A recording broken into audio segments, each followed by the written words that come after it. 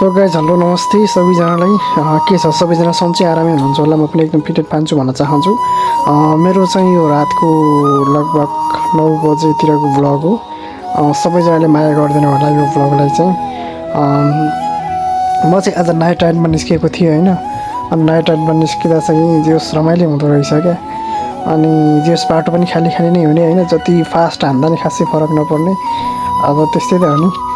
जति जस पानी परिरहेको थियो अलिअलि। पानी परेको बेलामा चाहिँ फेरि मेरो बाइकमा चाहिँ रेलमा चलायो भने चाहिँ बब्बल मजा आउने कि साउन्डै अर्कै फाल्छ कि फेरि। अनि जस दामी लाग्थ्यो मलाई। अरू बेलामा चाहिँ जस चेन्ज गर्दै चलाउने हो कि। अनि यतापट्टि चाहिँ अलिअलि सुक्खा भइसकेको थियो पानी आएर पनि। मैले चाहिँ यसरी यहाँको बाटो क्रस गरिरहेको थिएँ। उताबाट जाम परेको थियो कि लगभग 2-3 मिनट जति जाम परेको थियो। मैले यहाँबाट चट्टै लिएर उताबाट निस्केँ। अनि म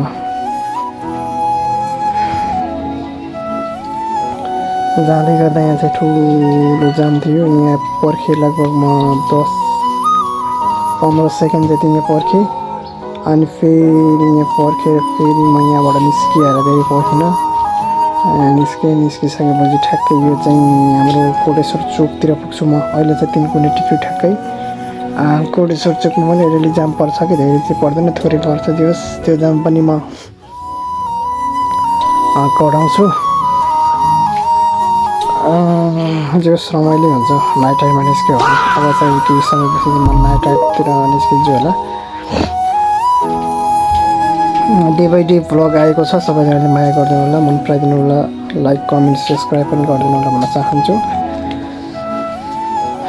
तपाईँहरूको मायाले तपाईँहरूले माया गर्नुभयो भने अगाडि बढ्ने अवसर चाहिँ धेरै पर्छ कि। सो त्यसैले सबैजनाले माया गरिदिनु होला भन्न चाहन्छु। यस्तै हो, के गर्नु अब। यस्तै हो जिन्दगी है। कहिले सुख कहिले दुःख भन्ने कुरा। अब कहिले काहीँ जामा बस्नुपर्छ, कहिले कि काठमाडौँको अवस्था यस्तै त हो। सोचे जस्तो हुँदैन।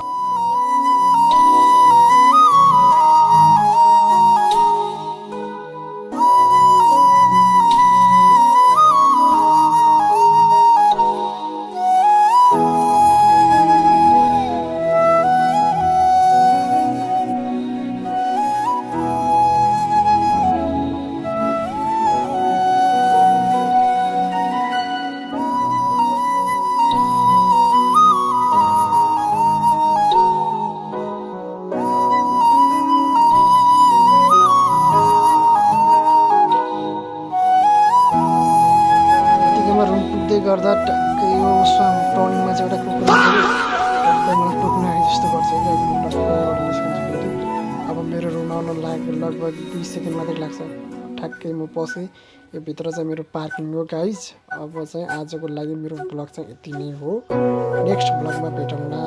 Thank you so much for the watch.